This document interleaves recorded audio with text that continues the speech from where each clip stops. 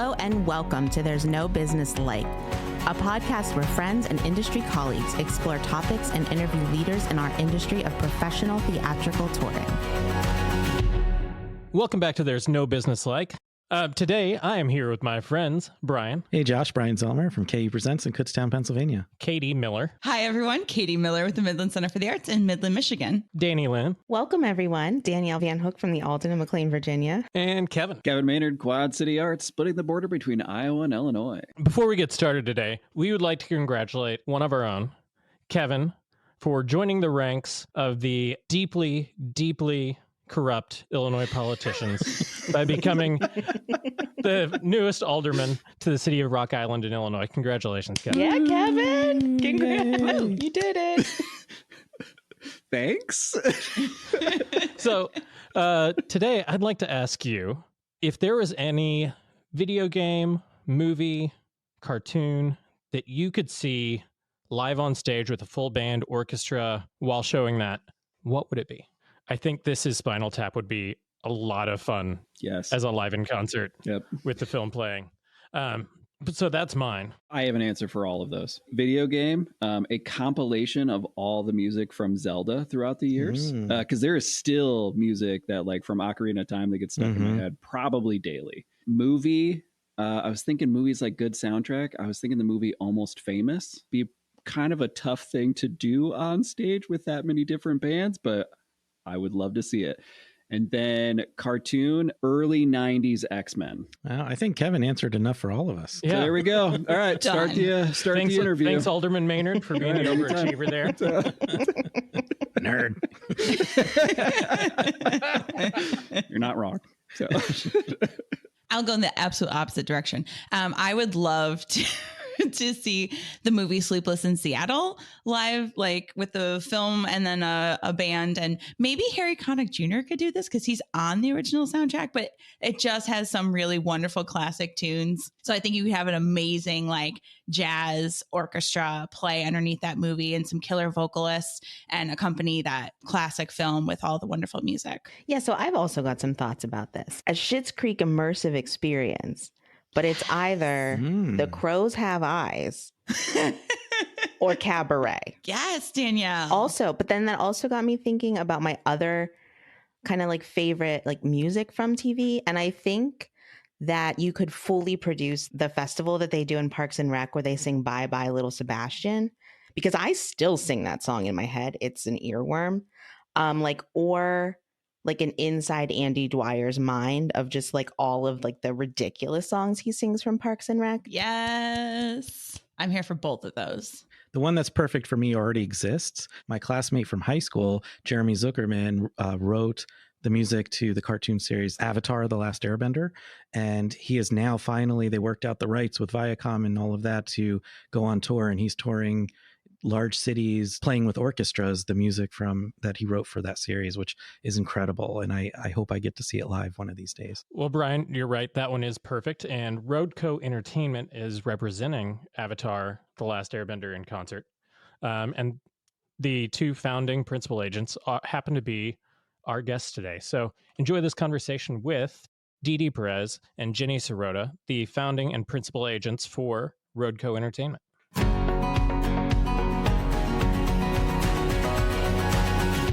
Didi Perez, I'm the principal agent for Roadco Entertainment.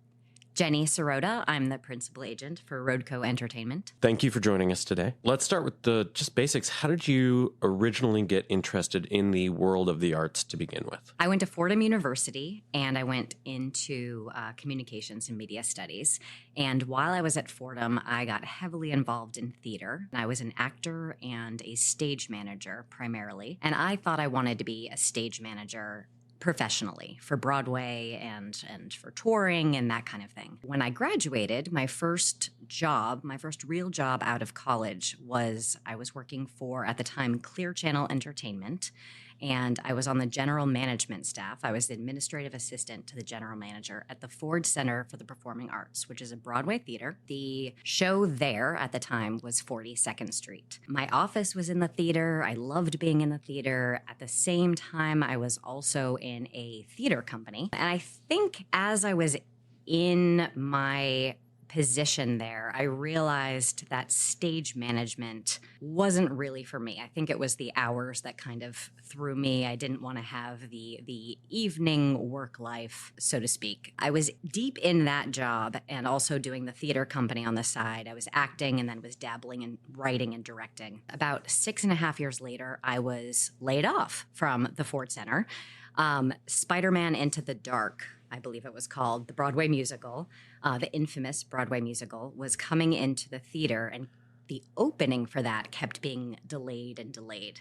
And so eventually they had to lay off almost the entirety of the general management staff. And my boss at the time was best friends. I mean, he's still best friends, but best friends with Brett Sirota, who is a partner at the road company. And what else? And also my husband. Which happened much later.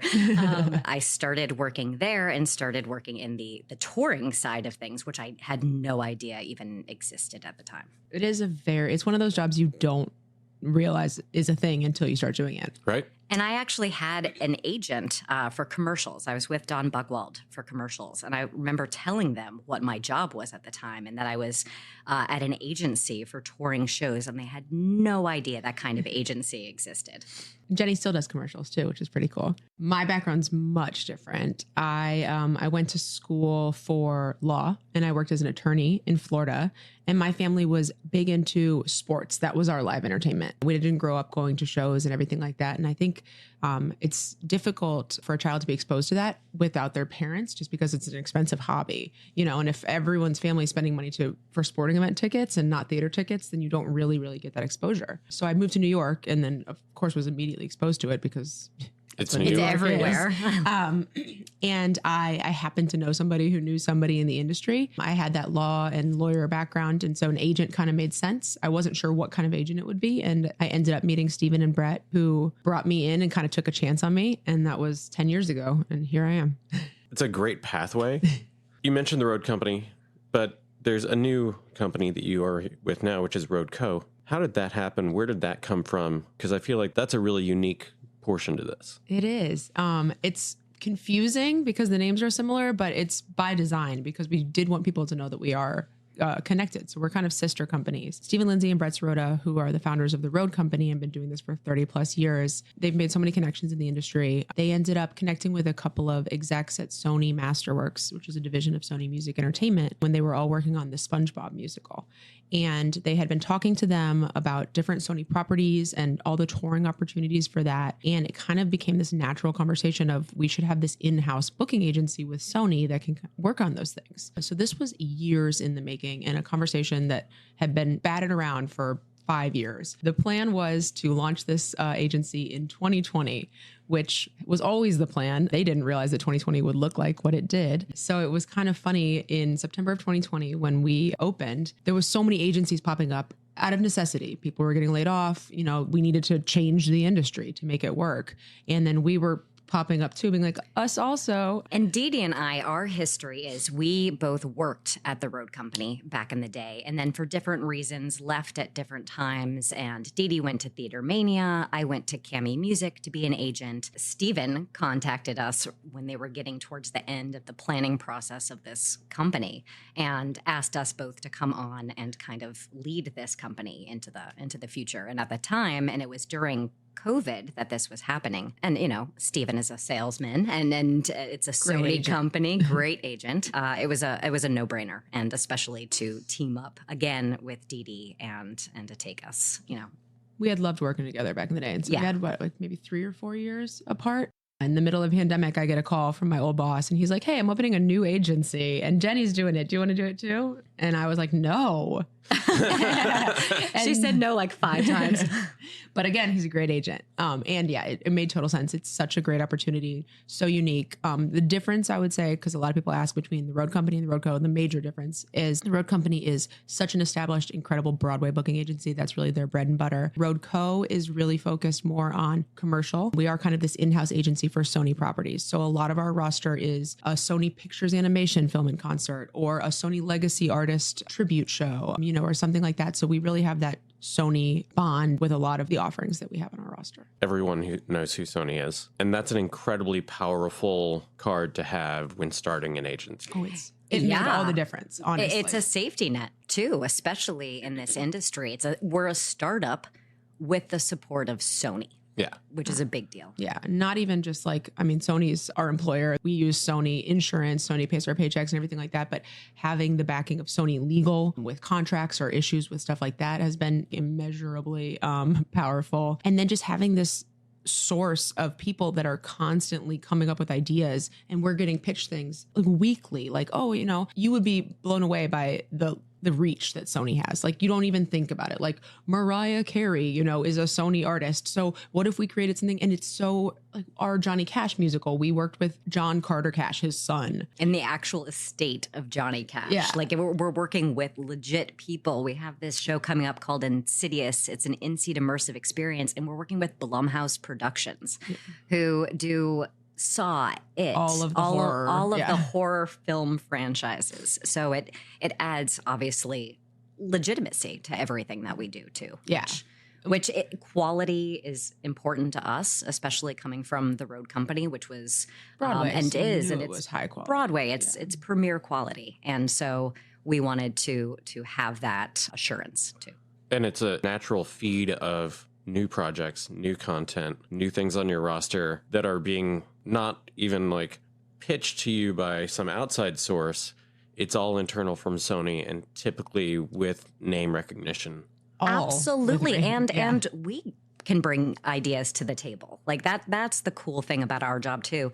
And for the first 8 months, it was just Didi and I. So it was balancing, and it's still a balancing act because we're a small company of 6 right now, of doing our jobs as agents, but also coming up, hunting and creating and coming up with new ideas, and at the same time then expanding our company so that we can handle all of these ideas. And especially in this industry, it can take 2-3 years for an idea to come to fruition. So you're always thinking ahead, at least a couple of seasons, mapping out what you have lined up. Yeah, I had a conversation yesterday with a presenter about our PlayStation live in concert show that we have coming up. And he's like, yes, since we've been talking about this for the last 2 years, I'm so excited to finally see that there's something that we have for it. So, and you know, it's PlayStation, it's huge, it's Sony. It's what you think of when you think of Sony. So that's been really, really fun and very, very different from Broadway.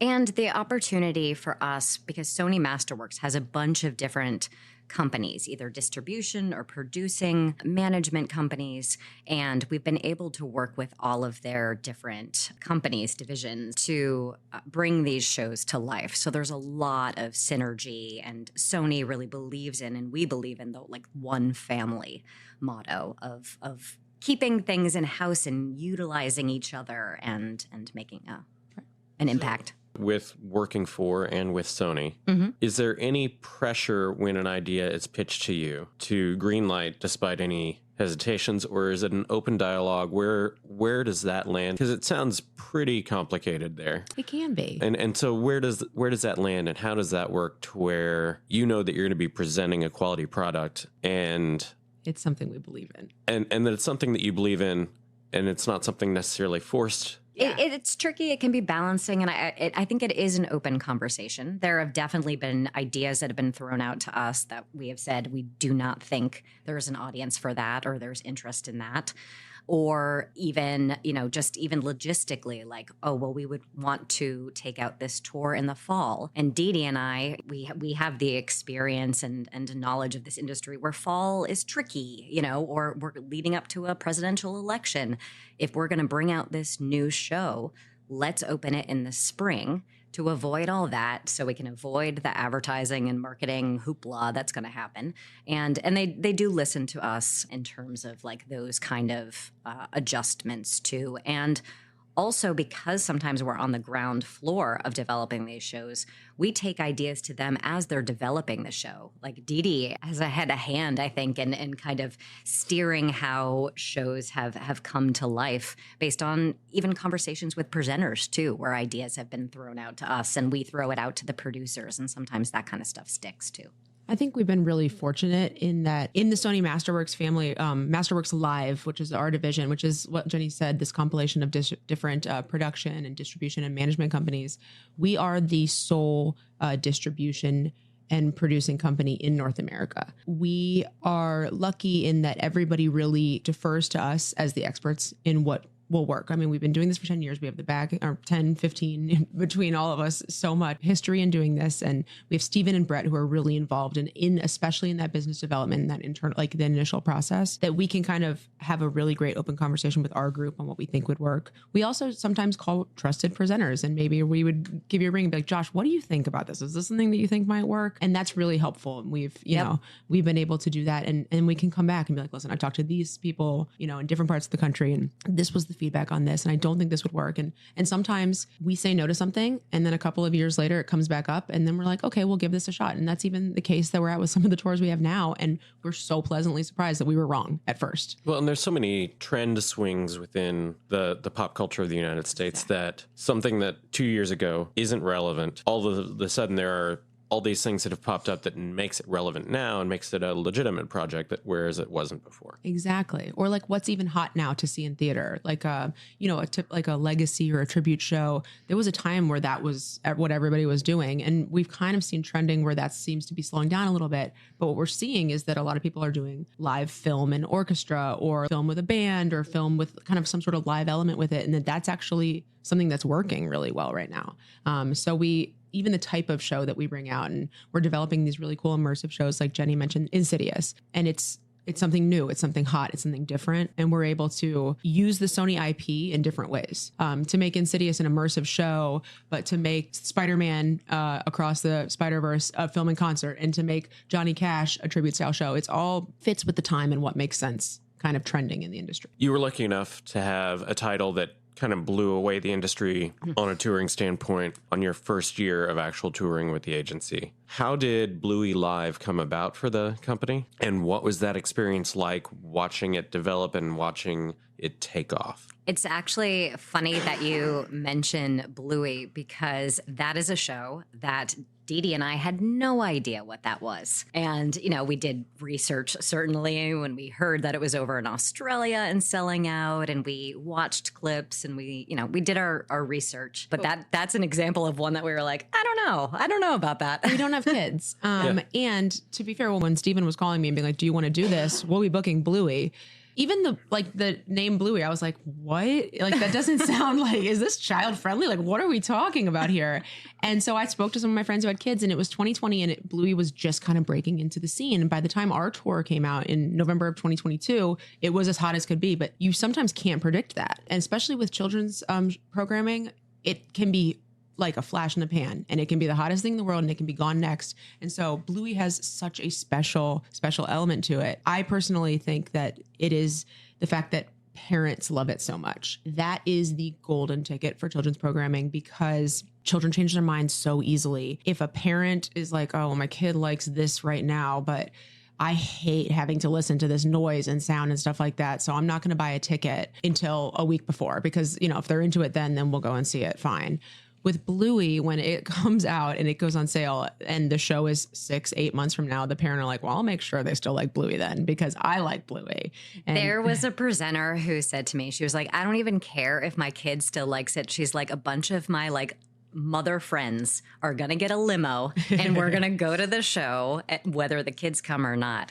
And how that show came to us, Andrew Kay is the producer of that. And at the Road Company, he also was a producer on Choir of Man and Gobsmacked, which were shows that the Road Company did back in the day, and shows that I booked when I was there. Stephen had that relationship with Andrew from that. And so Stephen was able to bring that to the table for us through our relationship with Andrew Kay. Yeah, we were so lucky. I mean, it's funny because we keep talking about how our roster is so Sony based, and I would say it is majority Sony, but there are certain things on it, Bluey being one of them, and Choir of Man actually being one of them, that are not Sony related at all, and that's just due to our previous relationships. It's been so much fun.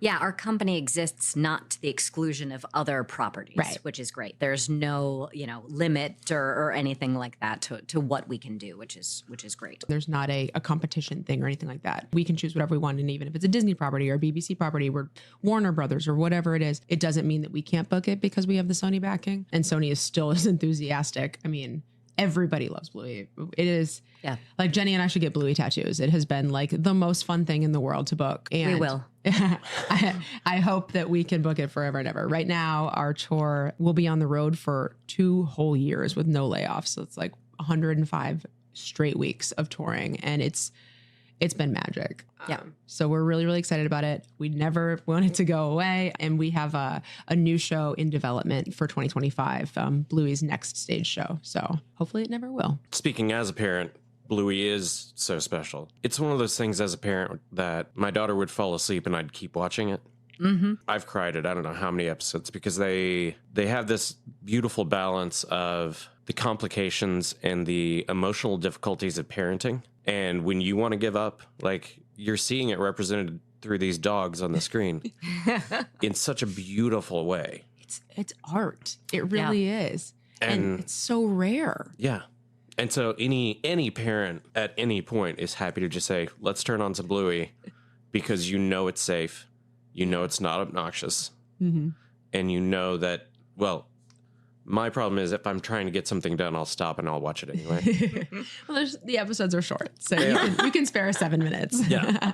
But it doesn't just stop at 7 Oh, of course. You got to watch all of them. You lock in. And so, I mean, there really is a magic there. And so every parent, whenever they saw Bluey Live was happening, immediately wanted tickets. And the stage show, honestly, it's the TV show on stage. Like it has that same magic. Even the production for it, from an agent standpoint, it's almost a pain in the butt because we were somewhat limited in the venues that we could put it in because it has items that fly in. It has this incredible, beautiful lighting and stage and sound, and it needed a top tier like proscenium theater. We couldn't, it wasn't just LED screens that you could throw up in an arena and like, have somebody in a big costume in front of it. It was art. I mean, it is art. It's a baby Broadway is kind of how I describe it. Like it has a load in that is substantial. It's beautiful. It really is. Yeah. The other thing that I wanted to talk to you about was it was a show that I had booked with you, and I was handed, whenever we booked it, one of the most beautiful marketing packages I've ever seen.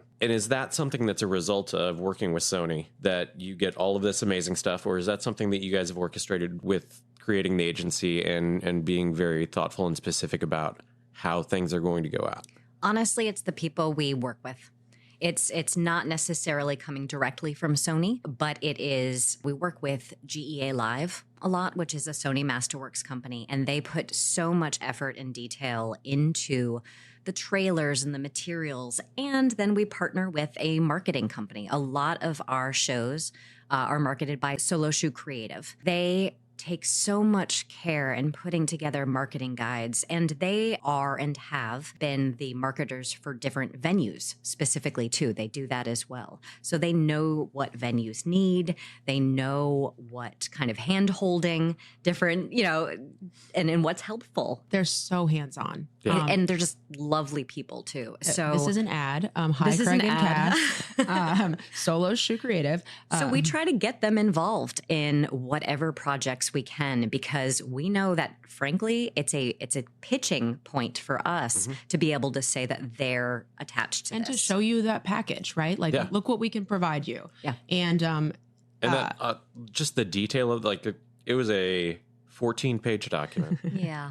And within that document, there were examples of social media posts, both horizontal, vertical, and with each example, there was a full layered PSD file in a Dropbox that you can connect to and brand for yourself, and copy and paste actual headings to go with it, along with all of the hashtags and everything necessary. There was a guide for each one of those things whenever you're going to put social media promotion by it. There was, here are your full demographics. Here's how you craft your audience there. here are suggested dates to do it. The Here are show we're talking suggested about dates was with- Our Planet Live in Concert. And there's so many, like, you know, national Panda Day. Yeah, exactly. Or And you post the picture of the panda and you say this. Yeah. So and there was a 20 date list. I've never realized how many national these- days there were for And that. it was probably the most beautiful and complete marketing package had ever been placed in front of me. And as soon as I got it, I was like, okay, Yeah. this is going to be great. They're also on Bluey. They are. They're the marketers for Bluey and a lot of our projects. And we do try to keep close the people that we know do good work. And so we bring them in a lot of stuff. We work, like Jenny said, with GEA Live. The producers for that are the producers on several of the shows on our roster as well. I think that's something we take a lot of pride in, is because we do have a lot of these unique, different kinds of experiences or newer kind of ideas. We want to set up everybody for success. Jenny and I are anxious by nature people, and we feel very responsible when we sell something. And so if we're not doing our job technically after we've booked it and the contract is done, like, we've done what we're supposed to be doing, but we are a full service agency. Like, until the show is loaded out of your venue, we want to make sure that everything you had and everything you needed was, you know, done to make it the most successful and just nicest experience for everybody involved. And we're in, you know, no doubt a risky business, right? And we want to be able to control and feel proud of our side of it. We don't want it to be risky whether or not the show is any good. Yeah. We Yes. want it to be a quality, good show. And the risk, you know, is naturally inherently there with this business in terms of sales. But we want to make sure that even if a show, you know, isn't selling the way we expected, that the audience that's there, the presenters that bought it, believe in it and had a great time and love it and are talking about it after the fact. Yeah. In a good way. You get a presenter that has an expectation for a show. And let's say it doesn't sell, it's not moving the way that they thought it was going to, and they start reaching out to you. You have set them up for success in so many ways with great marketing materials, great marketing guides, great productions. Where can you go from there? How do you work with that presenter at that point to help them feel like that they are supported? Honestly, a lot of that comes from the marketing team, from Solo Shoot Communications or whoever we're using and our communication with them. We want to make sure that, again, through every step of the process, you feel like you're being taken care of and that we're listening and that we care and that we're, you know, taking these things to the producers as well. We're not just going to leave and back out And we want to hear about it as early as possible. Yeah. Like, when somebody starts raising a red flag, we start internally email threads with the marketing team, with the production. We're so fortunate that a lot of the tours that we work on, like, for example, Our Planet, we were in partnership with the Our Planet, like, brand. So they would post on their social media about it. With Johnny Cash, we have a partnership with the estate. So actually, just earlier this week, the estate posted another thing with all of the dates for our spring tour. And that just, you know, it's getting so much buzz and people are commenting on it and, oh, it's coming to my city, that they didn't even realize. So it's really, really helpful when people let us know that, because we provide the tools in the beginning to get it going, but sometimes it can stall. And so being able to just nudge people and be like, what if we did this? What if we looked at this differently or gave a little more attention here? Or can we get the estate to post something specifically about this market? It makes a difference. This is a relationship business, and the best relationships are when everyone is communicating and, you know, not just sitting there stewing that something is not going well. We want to be able to work with you whenever we can. And still, sometimes it might fail. And so after that, we hope that it was a beautiful show. We hope that everybody that attended enjoyed it. And then we hope that the next time, whatever we're working on with you, we can make it up for you. So much of your roster is heavily national branded, internationally branded, and there is a brand identity with that. There's brand control with that. Where does that land for creative thinking on a touring level while balancing the demands of the brand recognition and the brand requirements? How much of creating how you're going to tour is based on the way that you need to maintain that branding? It's so dependent on the brand. The BBC is incredibly precious on the Bluey brand. There are certain ways that show can be presented in marketing. Even sponsors or something like that are very vetted. It needs to be something that makes sense with Bluey. You can't be Bluey sponsored by Guinness, Yeah. But Choir of Man sponsored by Guinness all day long. So it's very, very brand specific.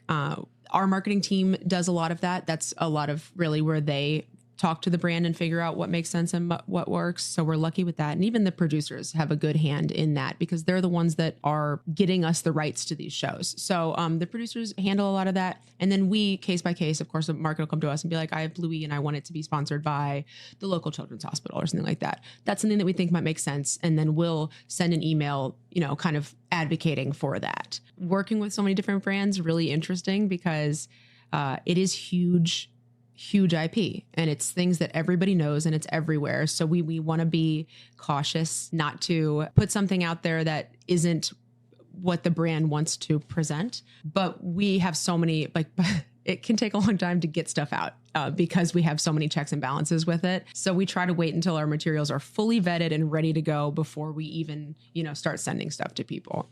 And that's kind of been that. It takes a little bit longer with all the different brands and all the big brands. There's a lot of big personalities, but in all of a good way. Everybody wants the best for their brand. Is a part of that the approach with such a complete branding package and marketing package whenever it goes out in the first place, that there's not necessarily a ton of extra room for creativity because so much is laid out in front of you already as far as a possible way to do this? And that's why we talk about these shows, like I said, years in advance. The development for this takes a long time because of that, because we need to make sure all of our ducks in a row and because we need to make sure Netflix is happy with this and Sony's happy with this and the BBC's happy with this. It is fully developed and vetted when we get out. And that's our dream, to be able to pitch a show and send you a package like that, especially even to convince you that this is something you're going to want to book because look at this marketing package, makes our jobs so much different, so much not easier because nothing's ever easy, right? It's so much more compelling. We get frustrated sometimes because it can take a long time to get something to come to fruition. But when it comes to fruition and we have all of that backing and everything makes sense, I think. And even when we have that collection of materials or whatever, there is definitely still room for the marketing team and the brand, the producers to continue to develop ideas and to come up with different ways to sell something or market something or, that is ongoing the entire time. But it's that initial putting everything together. That's where we're anxious. We want to be but I want to show the deck for this because it's really cool. And I can only describe something so much because in some cases we're selling air, right? The show doesn't exist yet. It doesn't exist. It's being developed. So, and there's only so much I know technically to be able to talk about with certain shows. And I want to be able to show the presenter what I'm talking about and, no, this is legit. This is a real thing. And now you can picture it too in a better way. You make a really good point. The marketing does continue to develop throughout the whole tour. Even with Our Planet, which you did, we were in partnership with the World Wildlife Fund on that one. And I remember the tour was opening in February, maybe. And in December, the World Wildlife Fund sent out to all the venues those little plush animals. When you get them, you have adopted a panda or a polar bear or whatever it is, and you've put money towards. So they put money towards the funds for each of these different animals and sent one to each of the venues. And each of the venues was free to do their own really unique marketing with the animal. And it was so cute. It was kind of like when kids get a class or a flat Stanley or one of those and bring it to different places. People were showing their different animals leading up to the show in different areas in their city and everything like that. And that's something that they allowed the marketing teams to run with as much or as little as they wanted to. So we can get a lot of freedom to change stuff. It's so brand specific, but I think when it works and it's something that is for the greater good, everybody wants to succeed. Yeah. Well, with that partnership, William Shatner also came on at that same time. Yeah, that's right. And that changed a lot of the marketing materials that went out. There were a lot of William Shatner narratives and videos that included William Shatner's. Yeah, and him posting on his pages and everything like that. And that changed a lot. That came to fruition, late in the game. We didn't know that he was going to be a part of it. He wanted to. Yeah. So we're by all means. And of course that changes the entirety Who says no to William Shatner? Of the show. And that's something that's so cool with the kind of stuff we do because it is not established. Like Jenny was saying, it's stuff that is in development. So it can change and evolve up until it goes out. And so, and the producers continually work to improve it, they're coming up with ideas and things to help it stand out, like adding William Shatner and stuff like that up until a month before. And that's fun because they didn't need to. The tour was fully booked. We couldn't add a date on that if we tried, but it was going to help and it was going to make it better for everybody. So we added it. And that's something with the different companies that we're working with and with Sony and with these big brands. It's important for them for these shows to succeed too. Mm-hmm. So they're invested in putting all of their effort and doing social media blasts and all that kind of stuff because it reflects on them.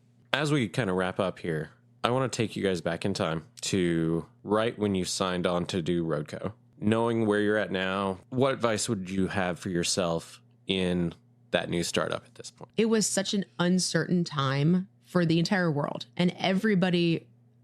It's wild that we all survived that. And so to be in the middle of that and to be leaving jobs that Jenny and I had been with for years to start something brand new, it was scary. Early on, there was just some natural uncertainty. We being two women in the industry and leading this company. And it's so funny because we do like these Sony summits where all of the companies that are under this Sony Masterworks umbrella come together.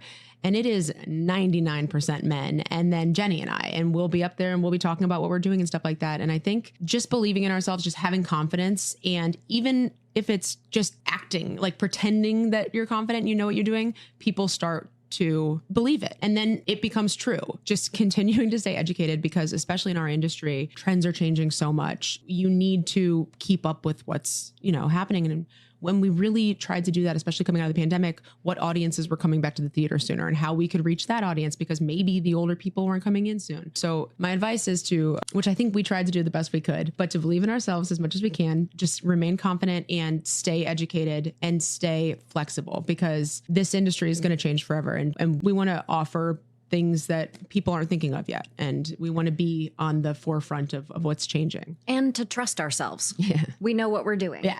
We know what we're doing. And was that something that was difficult for you in the pandemic and starting a new agency with branding?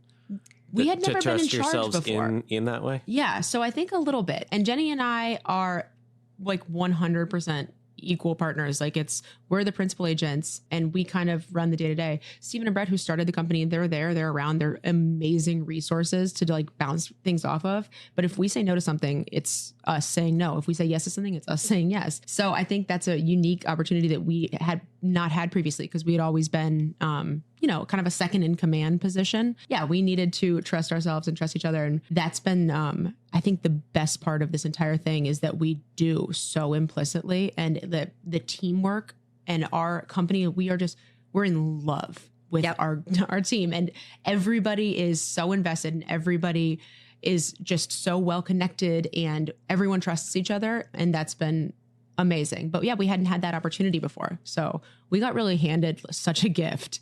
And I think daily, Didi and I just text ourselves back and forth. Like, we're so lucky. Like our team, like we are obsessed with them. It's a testament to us too of creating that. It took a long time to hire. We were very picky. We even had Sony's support in the hiring process, which was great. We trusted our instincts and we trusted each other and we could not be happier.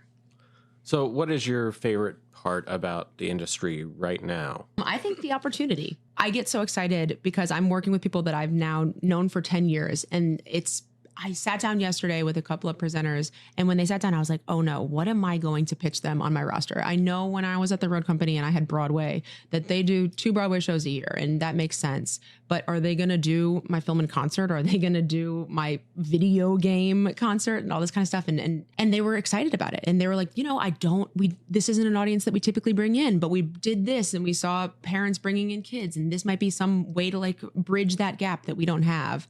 And coming out of the pandemic, that's something that everybody's looking for. It's a way to bring in new audiences and a way to keep live entertainment and theater alive in different situations in our society. And so that's what I think is the most exciting. Is selling air can be hard. Selling ideas and selling concepts can be so hard. Things are changing, and there's a lot of opportunity to come up with these really cool different kinds of experiences for people and bring in brand new audiences and work with venues that we've worked with for decades in brand new ways.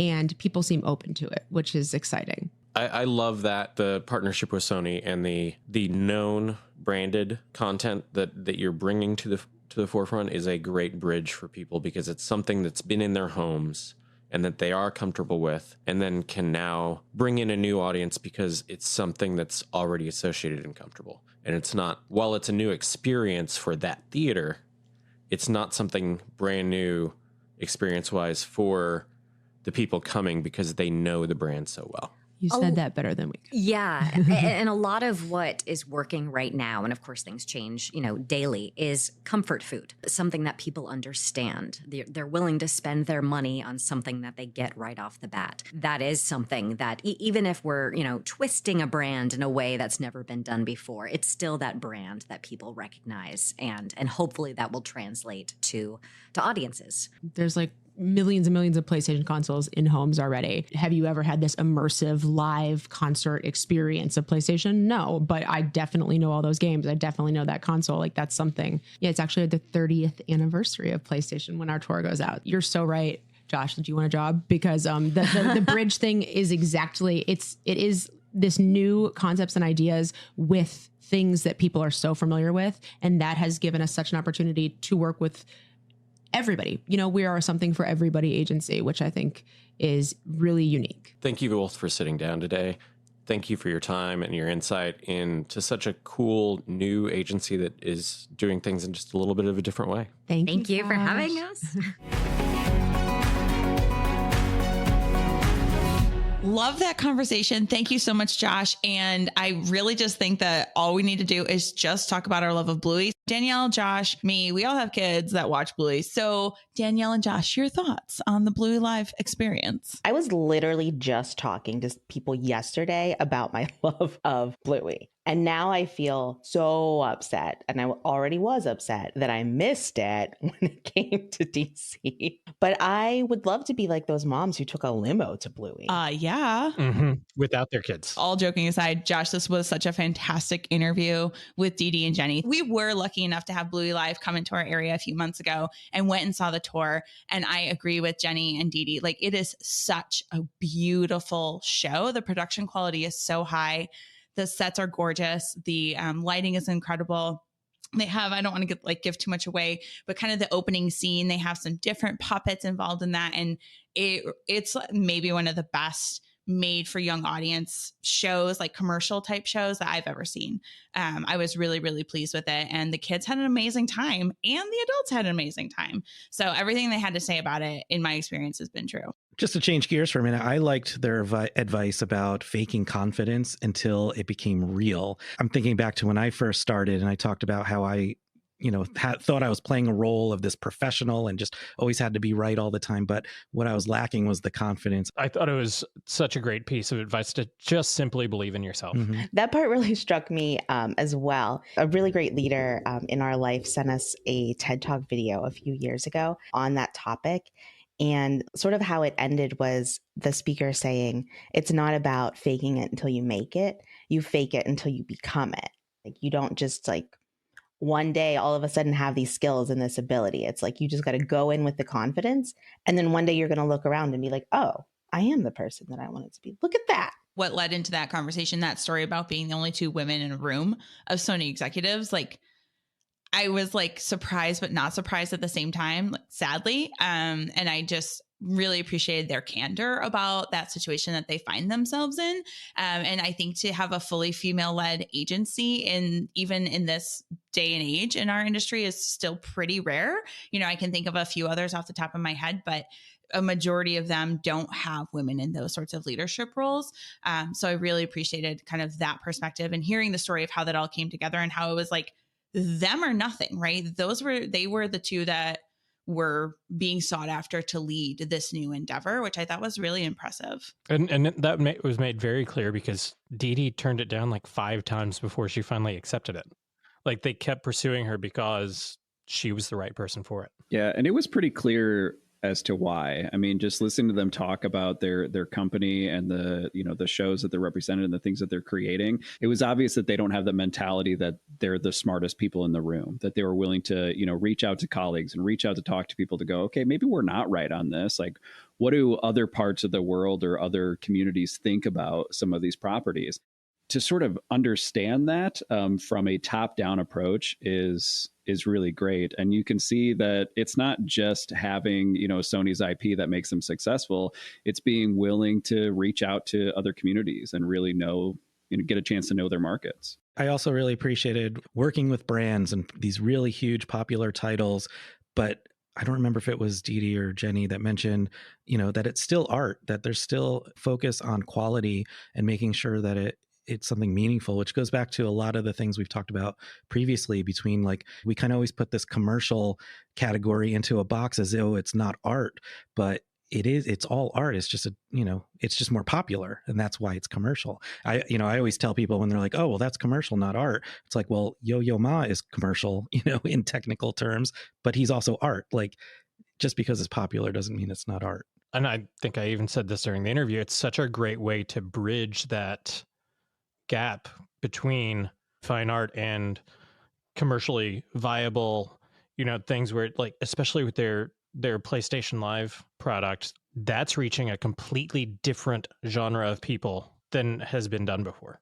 So I think that's so exciting that they're pushing the boundaries in that way to create those bridges to get people into the hall. And I think, Josh, some venues are specific in mission. They are a specific jazz club or something like that. But for performing arts centers where we really do want our programming to feel accessible to all people, and we are building these spaces with everybody in mind, we do need to be more open to this. I think, like, probably very early on in my career, I wouldn't have been as open to some of these projects that they were talking about today, but in doing community engagement work and really thinking about accessibility in a very broad sense, changing the mix of programming and what is going to appeal to families with young kids, middle schoolers, high schoolers, seniors, people from different socioeconomic backgrounds, from different life experiences. All of those things are valid. And those are the way to build the bridges to create more diverse audiences and to create experiences that are going to keep people coming back to our venues. And that's the thing that I think we all are struggling with, and like has to be a focus for us moving forward. And that idea of comfort food, like how many of us watched our favorite television shows over and over and over again during the pandemic because they brought us comfort? That's not necessarily a bad thing right now in our spaces to get people to come back and have those shared experiences. And hopefully then they will explore more and different things down the line. But yeah, let's figure out how to get them to step in the door first, and then we can share with them all these other amazing things that we have to offer too. And a lot of these like in-concert offerings that they have, that's been something that a lot of symphonies across the country have been doing for a while. But, standard PACs that don't have an in-house symphony haven't been able to tap that part of the market. And these specific tours are a way for that to start happening for PACs in general that aren't connected to a symphony, because they tour with the musicians and everything else. And so I think it's a really great way for accessibility in the field outside of the symphonic world as well. And these kind of shows too are also a great way to keep a customer, because that's always half the battle in marketing, of before they get there, sending them a special email and giving them like a drink ticket, or after the show, again, sending like a different email of like, hey, we saw you were here for the first time. Hope you loved it. Here's a 10% off if you use it by a certain deadline or whatever. And just being able to form a relationship with people with something that they're already comfortable with, and hopefully turning them into returning patrons. All right. Well, thank you, Jenny, Didi, for sitting down with me at APAP to record this. Kevin, again, congratulations on your new position as alderman. Thank you all for listening. Pod Squad, thanks for being here again today. We'll catch you all later. All right, everyone. Thanks for listening to There's No Business Like.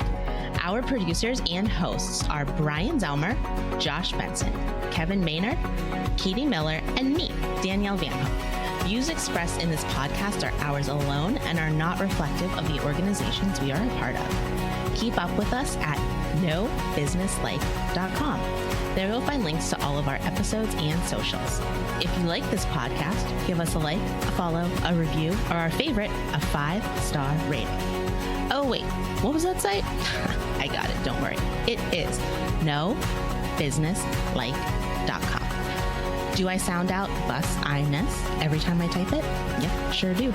Stay in touch, my friends. Before we get going with our question for the in today, Let me start that over and not belch into the mic. My work brother does that a lot, and then he just says guy stuff. Oh.